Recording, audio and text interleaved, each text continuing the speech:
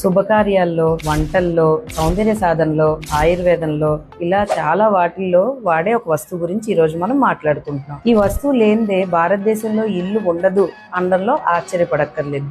ఏంటది?